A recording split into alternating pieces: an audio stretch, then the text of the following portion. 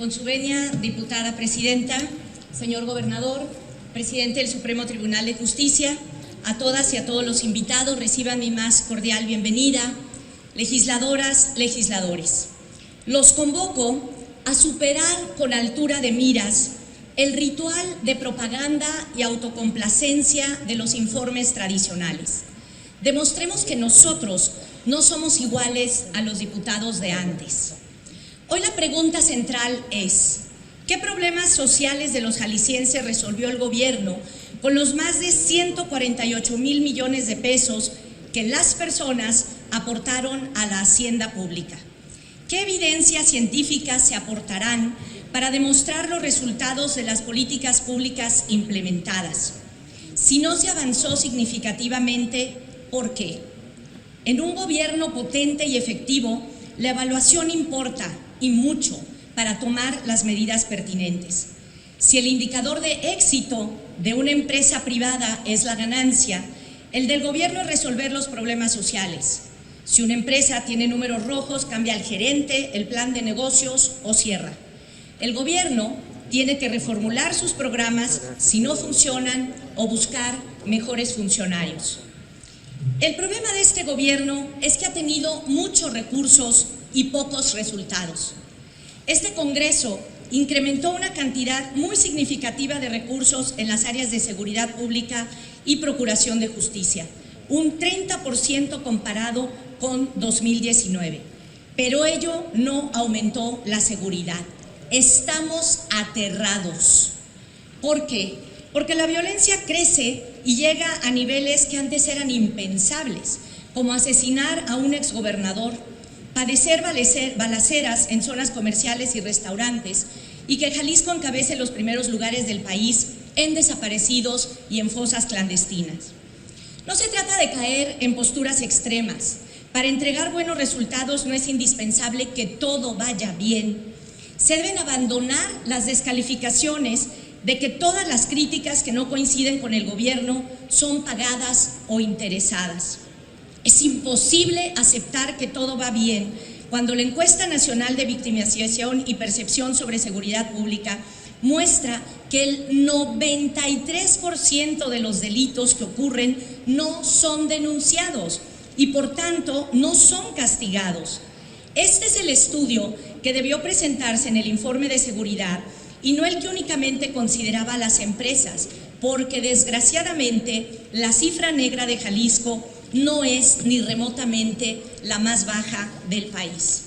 Por eso causó estupor la versión de que ya fueron localizadas 10,471 desaparecidos, cuando de acuerdo con el Registro Nacional de Personas Desaparecidas y No Localizadas, en Jalisco fueron reportadas 13,055 en el mismo periodo, lo que implica que se omitió mencionar al menos a 2,584 personas que aún se encuentran desaparecidas y que sus familias están esperando.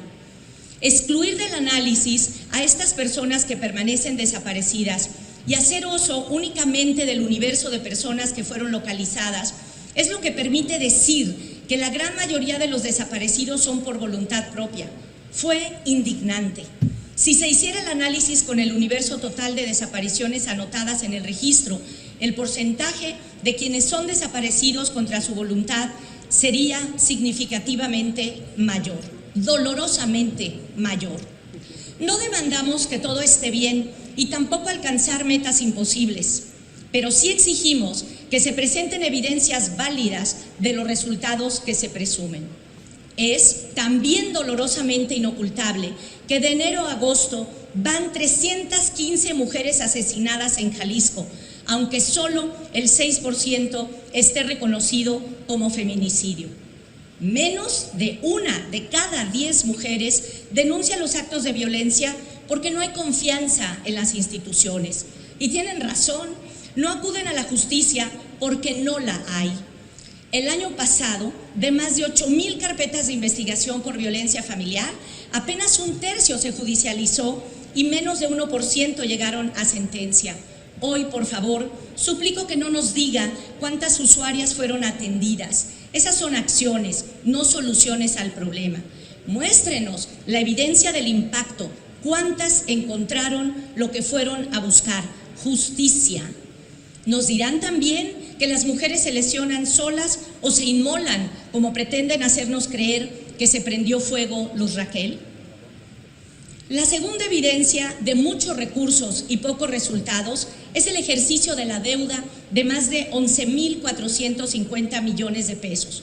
Los gastaron a manos llenas y no tienen la evaluación de impacto que marca la ley. En su última comparecencia, el secretario de Hacienda reconoció que no existía. En un parlamento serio se habría ganado un voto de censura o habría perdido el cargo por mentirle a los parlamentarios. Señor gobernador, usted hizo el posgrado en el Colegio de México. Distingue perfectamente entre un informe de resultados y una evaluación de impacto. Y sabe que esos estudios con indicadores, estrategia de monitoreo, hechas por investigadores externos, son el único medio científico para demostrar que los recursos obtenidos de un proyecto resolvieron un problema. Y sabe también, como ingeniero, que la construcción de obras no resuelve por sí mismo los problemas. En palabras simples, después de 3 años, su gobierno no tiene evidencias de en qué la deuda más grande de la historia de Jalisco benefició a la población. Y en educación básica los errores se repiten. La Auditoría Superior de la Federación demuestra que hay un problema grave de pérdida de aprendizajes. En matemáticas, 16 puntos porcentuales menos y en lectura 20. Es muy grave que los niños reprueben esas 2 materias.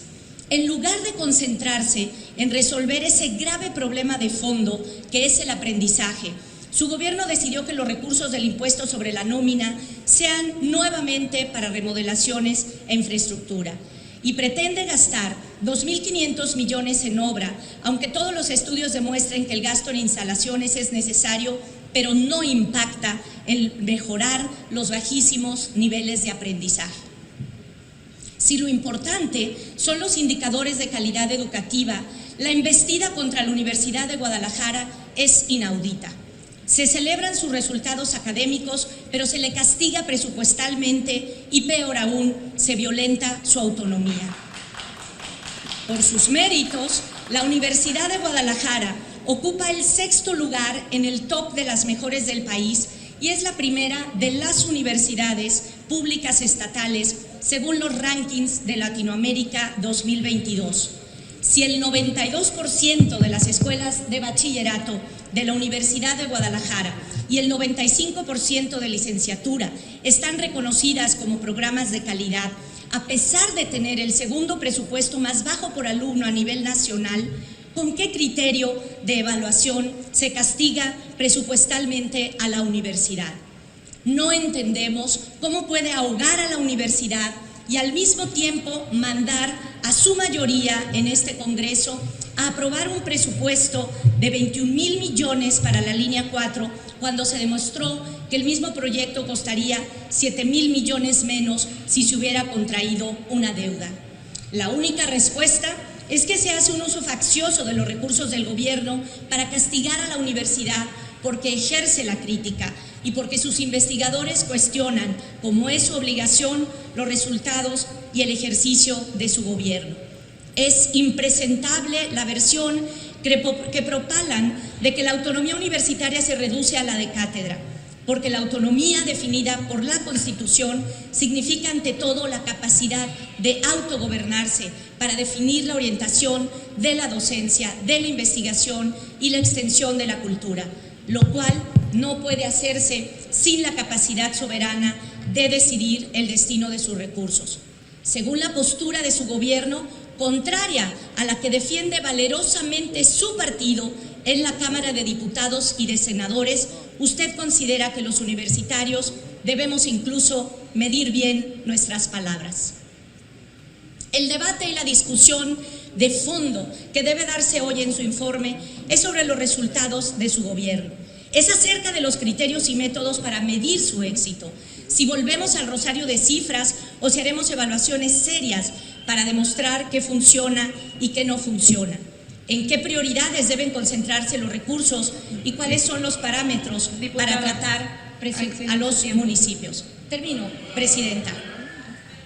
Un buen gobierno es el que resuelve los problemas de los jaliscienses, no el que hace muchas obras, no es el que gasta más. Se puede gastar mucho y mal. Hay obras que no sirven para atender problemas sociales y solo se hacen para obtener beneficios privados ilegítimos. Yo me niego, a diferencia de ustedes, a insultarlo, señor gobernador, aunque en la propaganda de su informe así lo pida usted. Yo no puedo decirle pinche pelón al gobernador de Jalisco. Respétese, reciba respeto, brinde respeto, porque a usted nosotros le dimos la investidura del Ejecutivo Estatal y no pocos lamentamos que la use para embestir a sus críticos, especialmente a los periodistas. Su tiempo ha excedido. O usted nos convocó a millones ofreciéndonos ser igual a todos y con entusiasmo genuino hicimos campaña juntos, pero justificándose en su carácter, usted ha decidido ejercer el poder con autoritarismo, sacrificando la solución de los problemas de los jaliscienses. Por eso, el día de hoy le digo que la salida no es dejar a las familias sin sustento, como las de los despedidos injustamente en el Consejo de la Judicatura. Con responsabilidad y sin estridencias le interpelo para que gobierne como un demócrata y pare de atacar a las personas que le piden ayuda, a la sociedad civil organizada y a las instituciones críticas. Los gobiernos autoritarios no resuelven problemas. Rinda cuentas democráticamente, respete sin simulaciones la división de poderes y si cada uno cumplimos con el papel que nos concedió el voto ciudadano, podemos servir mejor a Jalisco. Es cuanto.